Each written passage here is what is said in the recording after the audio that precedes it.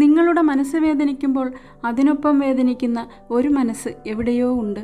ആ മനസ്സാണ് നിങ്ങളെ മനസ്സറിഞ്ഞ് സ്നേഹിക്കുന്ന ഒരേ ഒരു മനസ്സ്. ഒന്നും സ്വന്തമല്ലാത്ത ഈ ലോകത്ത് എന്തൊക്കെയോ തൻ്റെ സ്വന്തമാണെന്ന് കരുതുന്ന വിഡ്ഢികളാണ് നമ്മളൊക്കെ. പക്ഷേ ചിലതൊക്കെ സ്വന്തമാണെന്ന് വിശ്വസിച്ചാൽ മാത്രമേ നമ്മുടെയൊക്കെ ജീവിതം ഇങ്ങനെയൊക്കെ മുൻപോട്ട് കൊണ്ടുപോകുവാൻ നമുക്കൊക്കെ സാധിക്കുകയുള്ളൂ. സ്വന്തമായി ആരൊക്കെയോ ഉണ്ട്, എന്തൊക്കെയോ ഉണ്ട് എന്ന ചിന്ത ഇല്ലെങ്കിൽ പിന്നെ മനുഷ്യൻ ജീവിതം വെറുക്കും. അവന് ഭൂമിയിൽ ഒന്നും ചെയ്യാനില്ലാത്ത അവസ്ഥയിലാകും.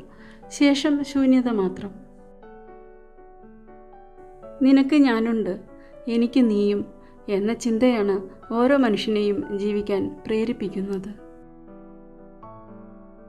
ആത്മസമർപ്പണം ചെയ്ത മനുഷ്യർ ആണ്ടുകളുടെ കണക്ക് പുസ്തകം തുറന്നു നോക്കുകയേയില്ല.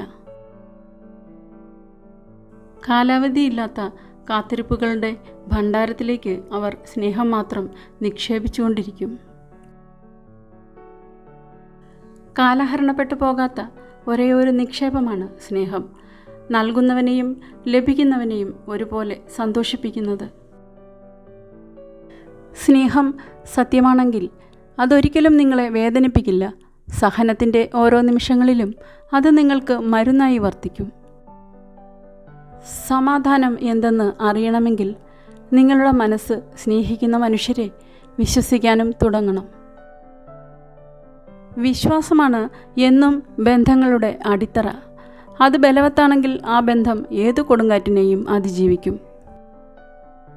ഒരുപാട് സംസാരിക്കുന്ന പുരുഷന്മാരെക്കാൾ മിതഭാഷികളായ ഗൗരവക്കാരായ പുരുഷന്മാരെ സ്ത്രീകൾ കൂടുതൽ ഇഷ്ടപ്പെടുന്നു.